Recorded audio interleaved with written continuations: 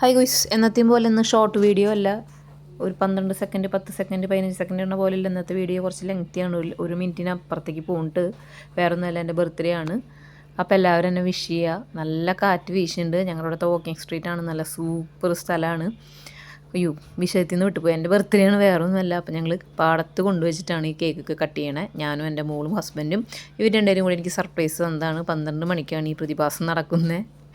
കത്തി വെച്ച് ഞാൻ ആലോചിക്കുന്നത് വേറെ ഒന്നുമില്ല. ഇവർ രണ്ടും മെഴുകുതിരി കത്തിക്കാൻ വേണ്ടി ഒരു പപ്പയും മോളൊരു തീപ്പെട്ടി ഫുള്ളും കഴിച്ചു. എന്നിട്ട് പോലും മെഴുകുതിരി കത്തിക്കാൻ പറ്റില്ല. അപ്പം ഞാൻ പറഞ്ഞു, എൻ്റെ അടുത്ത ബർത്ത്ഡേ ആകുമ്പോഴേക്കെങ്കിലും ആ മെഴുകുതിരി ഒന്ന് കത്തിത്തീരുമെന്ന്.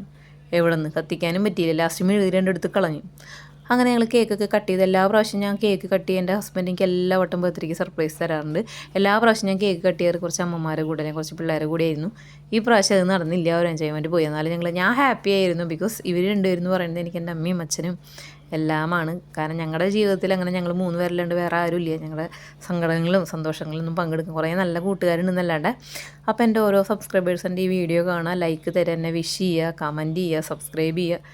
എന്നത്തെയും പോലെ തന്നെ ഇന്നും അങ്ങനെ ഇന്നത്തെ ഒരു ബർത്ത്ഡേയും കടന്നുപോയി. എനിക്ക് വളരെയധികം സന്തോഷമുണ്ട്. കുറച്ച് നാളുകളായിട്ട് യൂട്യൂബിൽ ഞാൻ കുറച്ച് സജീവമാണ്. എനിക്കറിയാം എൻ്റെ പീഡനം കൊണ്ട് നിങ്ങൾ പൊതിമുട്ടിരിക്കുകയെന്ന്. ക്ഷമിക്കുക, എന്നെ വിഷ് ചെയ്യുക. വീഡിയോ ഇഷ്ടമായെങ്കിൽ ലൈക്ക്, കമൻറ്റ്, സബ്സ്ക്രൈബ്.